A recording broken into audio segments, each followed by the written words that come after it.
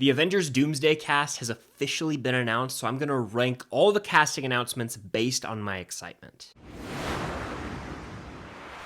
What's going on, guys? I'm Chris, and welcome back to another video. So yesterday, less than 24 hours ago, Marvel Studios did a 5-hour-long live stream where they revealed the entire cast of Avengers Doomsday. The way they did this was they put down director chairs every 12 to 15 minutes with a new actor's name on the back revealing the cast. We got 27 announcements yesterday, ending with Robert Downey Jr., who's going to be playing Dr. Doom in Doomsday. Sure, they could have done one big announcement video, dropping this all at once, instead of having it, span the course of multiple hours, but I had it on in the background while I was working during the day, and I kind of enjoyed every 15 or so minutes perking up at the music they would play, figuring out who they were going to cast. So Marvel undeniably had the world's attention yesterday, for better or worse. I think it was for the better. They showed, hey, we still got this. We can still show everyone that we can get their attention like that. No Thanos intended there, but I decided, you know what? Instead of breaking down who all was cast, why don't I put them in a tier list that I personalize based on how excited I am to see said characters in this movie. Before I do that, though,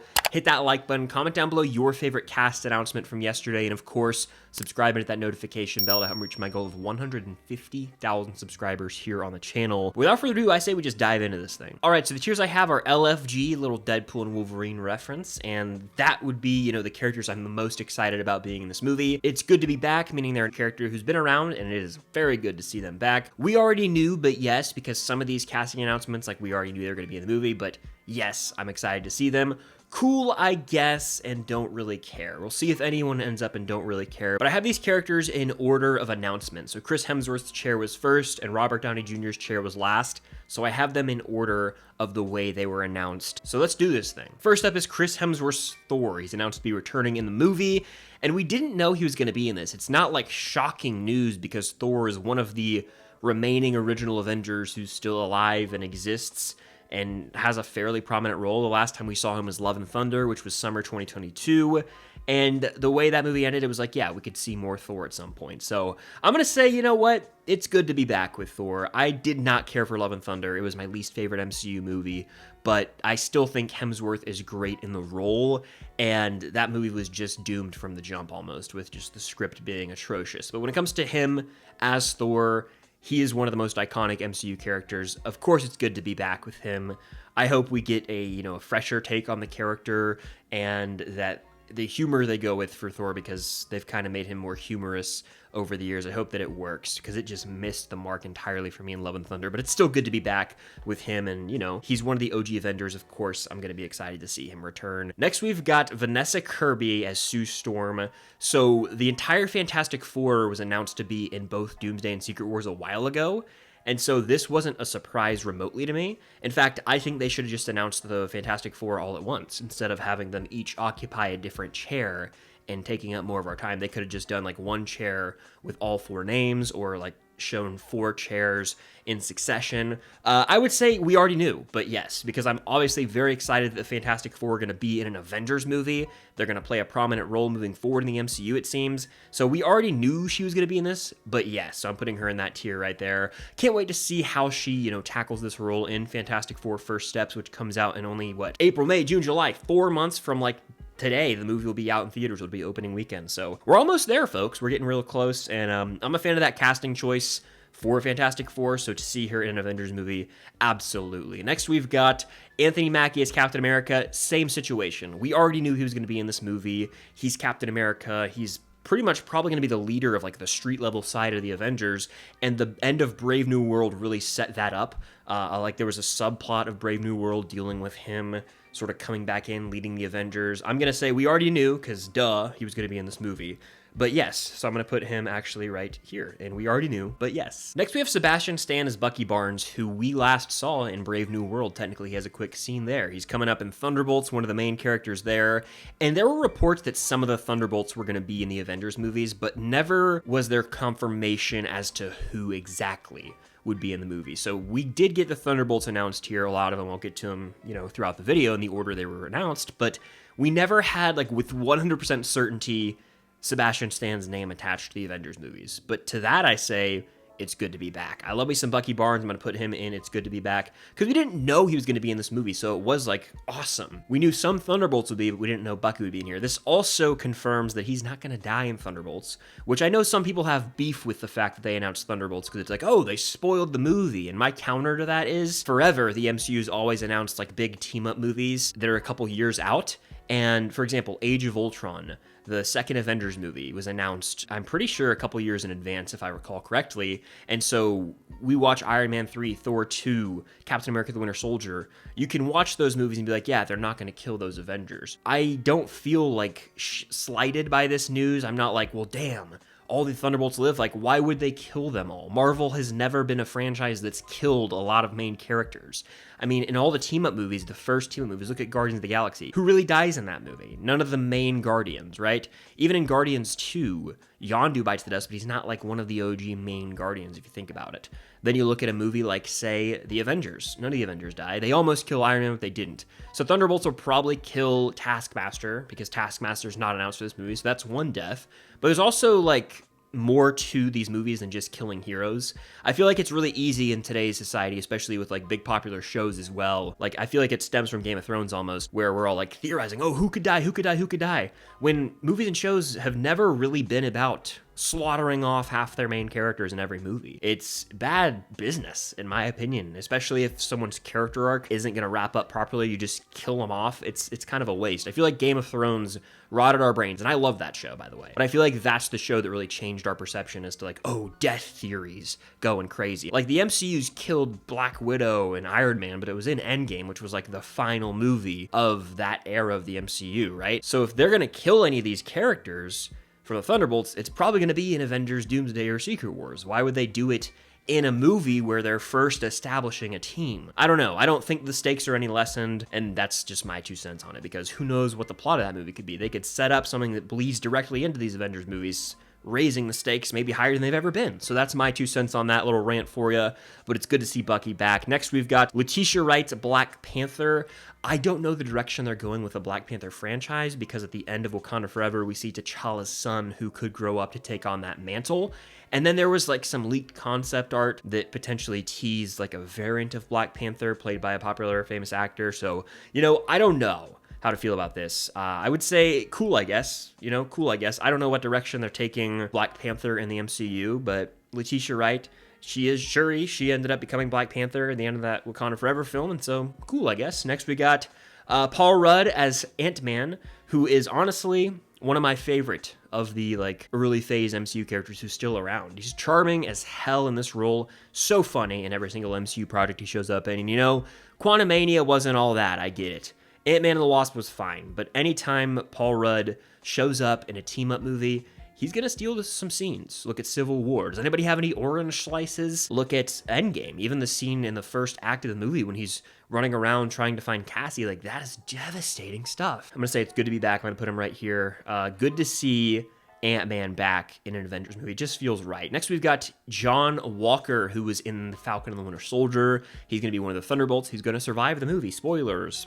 When it comes to this character, I am going to say cool, I guess. Cool, I guess. I'll put him right here. He was never one of my favorites. I think that there's really an interesting dynamic he provides with Bucky and his whole story in The Falcon and the Winter Soldier of becoming like this new Captain America, but not really representing it well. I thought that was handled really well, but when it comes down to it, cool, I guess. There are other Thunderbolts members that I care about more, so cool, I guess, that he's in here, but not too big of a deal to me. Next, we've got Namor. Tenoch Huerta, I believe, is the actor's name, who plays Namor in Wakanda Forever. This character's returning, and I did not expect to see him back. Bringing back, like, a villain from a past movie. Interesting move. I think it's a rarity, actually, for the MCU to do something like that. I wouldn't say LFG. I wouldn't say it's good to be back. I wouldn't say we already knew. I'd say either cool, I guess, or like, I don't really care. Honestly, I'll say I don't really care. Like, I felt like they reached a final point there. I'll put Namor and don't really care. Like, cool, I guess, maybe, but even then, like, I really don't care that Namor's coming back. I feel like every other character on this list, I'd argue, I'm more interested in their return than Namor, the villain from Black Panther 2. Next, we got Ebon Moss-Bachrach as the Thing. We already knew that the Fantastic Four were going to be in this movie, so I'm going to put him right here alongside Sue Storm. I love the design, though, and I'm really, again, excited to see how this character looks in an entire feature-length movie come July. Moving on, we got Simu Liu as Shang-Chi. Round of applause, please, in the comments. It's about damn time we get more of this character. I mean, what was Marvel doing taking this long to bring him back? Of the post-Endgame new characters that have been introduced to the MCU, you know, we got Shang-Chi, like She-Hulk, Moon Knight, Ms. Marvel, who I like quite a bit. I say Shang-Chi is the best. I'm saying LFG to this. It's about damn time this character returns. Let's go top tier with him.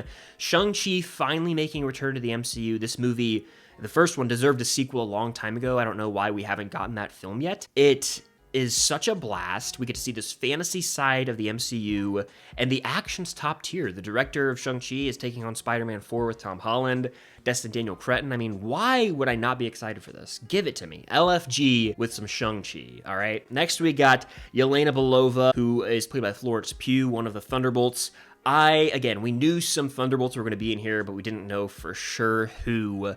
So technically, we didn't already know 100%. That's why I'm not going to put it in the middle tier. I'm going to say absolutely it's good to be back. I'm going to put Yelena, honestly, like right here. She is one of my favorite new additions to the MCU, right alongside Shang-Chi in this post-Endgame era. Florence Pugh, great in the role, especially in Hawkeye.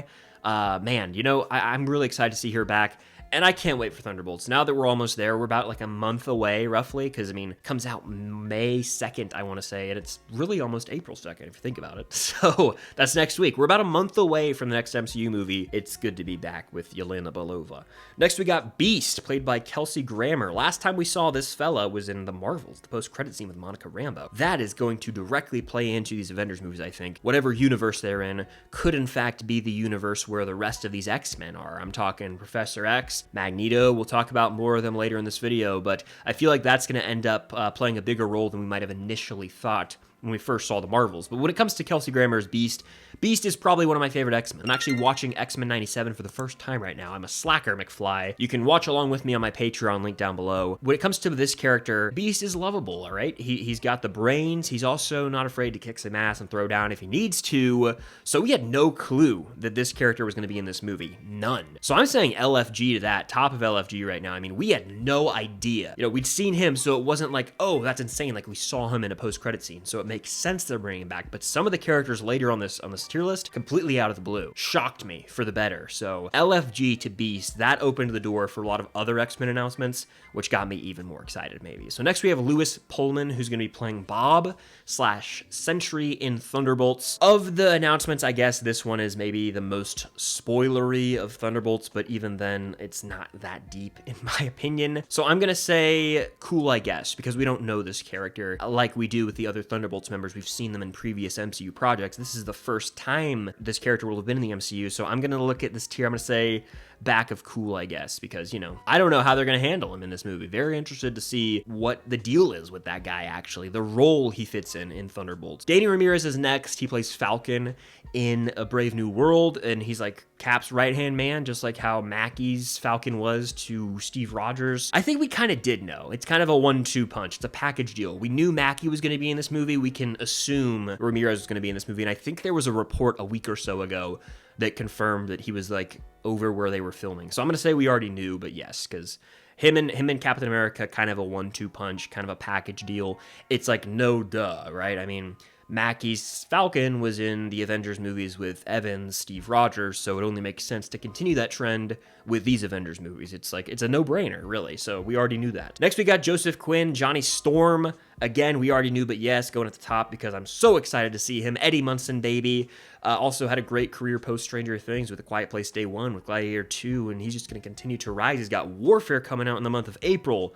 Joseph Quinn, truly a talent, and I think he's going to rock it as Johnny Storm. A lot of people, naysayers out there, they're going to be proven wrong. Just wait. Very excited to see some of him. And speaking of Stranger Things, I think they did this on purpose. We had Joseph Quinn, and then we went right into David Harbour with the chairs. Stranger Things back to back. David Harbour as Red Guardian, another one of those Thunderbolts who we didn't know with 100% certainty would be in this movie. But oh, it's good to be back. He's probably my favorite of the lineup. I'm going to put him... Actually, I'll put him right here, because I do love Bucky and Yelena, but he's about even with them for me. Him and Yelena specifically in the Black Widow movie had one of the best character dynamics. There's sort of this unconventional family vibe that, you know, that just works for me. David Harbour, his comedic timing in this role is great. He kicks ass as well. Give me some more Red Guardian. Very good to see him back. And then we got M'Baku, Winston Duke, announced. I didn't expect him to be in this, honestly, but the trend continues. He was in Infinity War, in Endgame, so yeah, I think that I'd say it's either cool, I guess, or it's good to be back. What do I think? Kind of a tough call, to be honest. I'm gonna say M'Baku is, shoot, cool, I guess. I did not expect him to be in this movie, so I'm gonna put him at the top of cool, I guess, because he is one of the better supporting characters from Black Panther. You know, I don't know what role he's gonna play, because the characters are adding up. You got the Thunderbolts, Fantastic Four, Ant-Man, Thor, Shang-Chi. What role is M'Baku gonna play? It could be one of those scenarios where he has like a 2-minute scene and is just kind of a supporting fighter character, you know what I'm saying? Next we got Ghost. She is going to be in Thunderbolts. She was the villain in Ant-Man and the Wasp. And to this, I'm saying I don't really care. Ghost was one of the least interesting characters in Ant-Man and the Wasp. I really hope they do something special with her in Thunderbolts to make me care about her more. I'm gonna say I don't really care, honestly, putting her down there. Never really, you know, of the Thunderbolts lineup, she's the least interesting to me, so I don't really care that she's gonna be in this movie. But next we got Loki. Tom Hiddleston's Loki, a character who I've had a very interesting relationship with over the course of my life, because there was a certain point in the MCU where I was like, enough is enough. Let him die. They killed him in Infinity War. I was like, that's the end. And then they got the TV show announcement. I was like, what? Then you find out the way they handle like the variants and the TVA.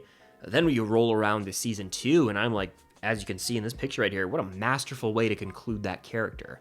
At least the show, because he can still exist and will likely play a big role in this movie. But man, the chills with the final moments of Loki season 2, you know, Mobius standing there, I think I'll sit here a while, let time pass. Something along those lines. One of my favorite lines he says in the MCU, and it's straight up one of my favorite lines in the Marvel Cinematic Universe. Great ending, chills. LFG, Loki's back. I'm going, honestly, truly, I'm putting him at the top right now of LFG. Like, that's how much the second season of Loki absolutely rocked to me. It's one of my favorite MCU Disney Plus shows. Right alongside Daredevil Born Again, I've got Loki Season 1, Loki Season 2. Those are the top dogs of MCU Disney Plus shows to me. Again, currently watching X-Men 97. If you want my thoughts, join my Patreon. But yeah, LFG to Loki returning. It just feels right. Plus, look who's next to each other in terms of columns. We got Thor and Loki. The reunion. It's happening on the big screen. We haven't seen them together since Infinity War. That's going to be emotional. All right, now we're getting into the X-Men portion of the video, essentially to the end. We've got 2 at the end, but we've got none other than Charles Xavier, played by Sir Patrick Stewart, returning. Now, we have seen a variant of this specific character in Multiverse of Madness, where he basically bit the dust within 10 minutes of arrival, so I don't know how big of a role he's going to play, and if you want my 2 cents in the moment, I'm kind of thinking this movie's gonna kill off a lot of these X-Men in order to pave the way for the new era of X-Men that they're gonna cast for their upcoming X-Men movies. I believe that every X-Men we see in this film will probably be a variant, or just variants from that Beast universe that we see at the end of the Marvels in the post-credit scene. So I'm gonna say, when it comes to this character, we didn't know, but I am gonna say it's good to be back with Professor X. Like, we've already seen him, so I am a little less excited about this specific X-Men announcement than some of the others, because only a few years ago we saw him return in this role. So I'll say it's good to be back, probably like right here. Honestly, pretty high, because like, yeah, we'll go right here. Because it is good to be back. Like, it's an iconic X-Men character. Hell yeah. Some of the others I'm about to talk about are like LFG. Notably, Ian McKellen as Magneto. This probably got the biggest, most audible reaction out of me as I was sitting watching the stream. I really didn't believe this to be the case, because up to this point in the stream, they announced Kelsey Grammer's Beast. We'd seen him return in the MCU already. They announced Patrick Stewart as Charles Xavier. We'd seen him in the MCU already. Ian McKellen, we haven't seen in this role since Days of Future Past. So this was shocking, truly shocking to see him return. There's so many endless possibilities here. I'm going top of LFG with Magneto, because this character in the MCU never happened. It's never been conquered. My only wish is that we also got Fassbender and McAvoy as, you know, Magneto and Charles Xavier, but I feel like that ship has sailed, unfortunately, which hurts my heart, because they're actually my favorite versions of these characters in live action. But still, LFG, Eric Lencher, Magneto, played by none other than Ian McKellen, Gandalf himself. He's back. Next, we got Alan Cumming as Nightcrawler from X2. I'm gonna say it's good to be back here. Like, I wasn't as over the moon about this specific announcement, but it's still very cool to see one of those OG X-Men. And this is where it was 3 X-Men in a row, and I was like, what are they doing here? And they just kept going. So I'm gonna say it's good to be back. I'll put Nightcrawler like right here, and it's good to be back because, yeah, hell yeah, got one of the coolest scenes in the OG X-Men films in that opening of the second movie. Next, we got Mystique, played by Rebecca Romaine, another one of those mainstay characters from the OG OG X-Men movies, same boat. Like, I wasn't like, LFG, let's go. I was just like, oh, it's good to be back. They're going the X-Men route, I guess. So I'll put her like right here probably. Again, because I have a fonder, soft spot for these Thunderbolts characters than those X-Men, personal preference there. But it's still good to see them back and to have X-Men, OG X-Men in the Marvel Cinematic Universe. It's kind of a fever dream still, really. It truly is. But next we got James Marsden's Cyclops. I fully believed we were done seeing this actor ever portrayed this character. He briefly appears in Days of Future Past, but even then, I was like, it's done. That's it. We're never going to see it again. Here we are in the year 2025. He's announced for Doomsday. Wild. That's an LFG. That's an LFG for me. And I'm going like right here, honestly. I'd say, shoot, right here. I'll go right there. I mean, that's huge, guys. That's massive. Cyclops in the Marvel Cinematic Universe.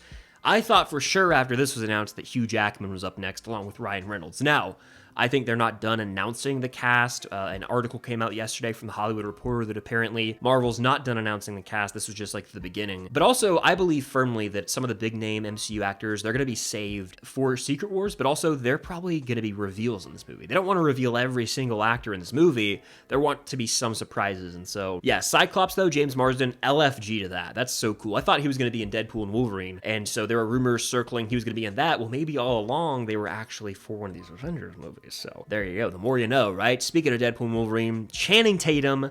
I got a round of applause. Channing Tatum as Gambit, probably my favorite character from Deadpool and Wolverine, is coming back. He deserves it. He was born to play this role. He's comedy gold as Gambit, and he kicks a lot of ass. And you know what else? He's going to make a name for himself. This was my favorite casting announcement of the day. I'll say it. I'm going top of LFG. I mean, seeing him return, perfection.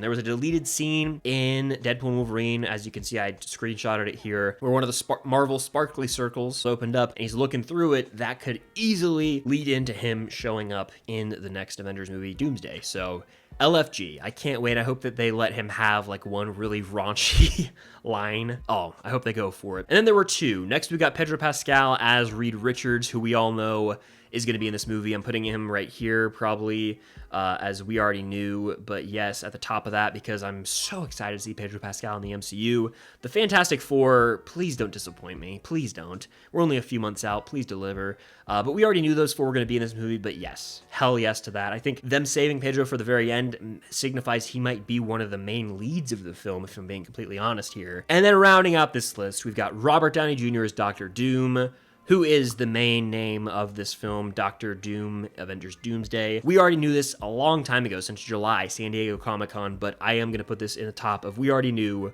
but yes, because, I'm skeptical, I have my concerns and worries, but at the end of the day, it is Robert Downey Jr. He's going to deliver a hell of a performance, probably. Yes, he could just be doing it for the paycheck behind the scenes, but he's going to deliver one hell of a performance. He's an Oscar winner. He never gave a bad performance as Iron Man. He's never given a bad performance in my mind. So he's going to crush whatever he does.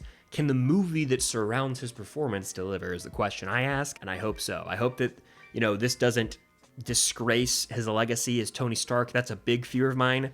I hope that he's able to, separate Iron Man and Doom, and in the fans' head, we understand why he took on the role, and I hope they explain why he looks like Iron Man as well. We'll see. But my assumption would be he is some maybe Tony Stark variant turned evil. They'll do something with it, I'm sure. But that does it for my tier list ranking of the Avengers Doomsday cast announcements. Let me know in the comments down below which of these characters you're the most excited to see. And if you want to fill out this tier list yourself, I'll actually pin it in the comments so you guys can fill that out also. But yeah, that does it for this Avengers Doomsday video. Hit that like button, subscribe to that notification bell, and be on the lookout for more videos coming very soon. If you want to watch X-Men 97 along with me, you can do that over on my Patreon. Got a lot of fun stuff going on over there. But that'll do it. Appreciate you guys for watching as always, and until next time, I'll see you guys later.